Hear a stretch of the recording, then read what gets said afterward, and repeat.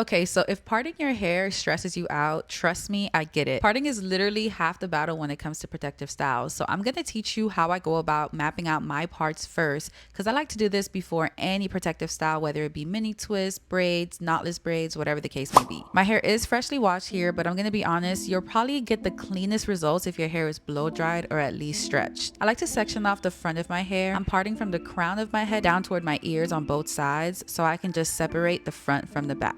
Then I split the back section in half because I like to work on one side at a time. Trying to part your whole head at once is not the way to go. That's how we get overwhelmed, okay? For this entire process, I'm using what you would call the U-part method. So instead of going in and creating individual boxes right away, I create clean rows first. And I start from the nape of my neck and work my way up. For the best results, I absolutely suggest you getting a 3-way mirror. I have one on my door, and then obviously I have the mirror in my bathroom. Having both of these views really helps me get the cleanest results and doesn't make me stay here for hours in the bathroom just parting my hair.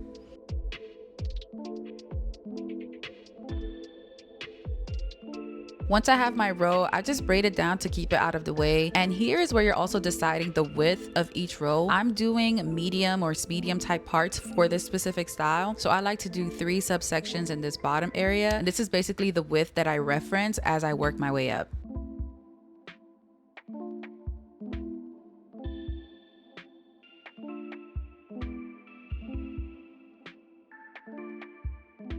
As I'm getting closer to the middle and front of my head, I keep everything split down the center, and that way I can focus on one side at a time to keep my parts a little bit more even. I'm parting from the middle of my head outwards towards my hairline, and then I corner the section forward. But you'll notice that I'm doing it one section at a time. So I'll work with that middle section of my hair first, part there, and then I grab that front piece that I separated in the beginning and continue that line going forward towards my hairline.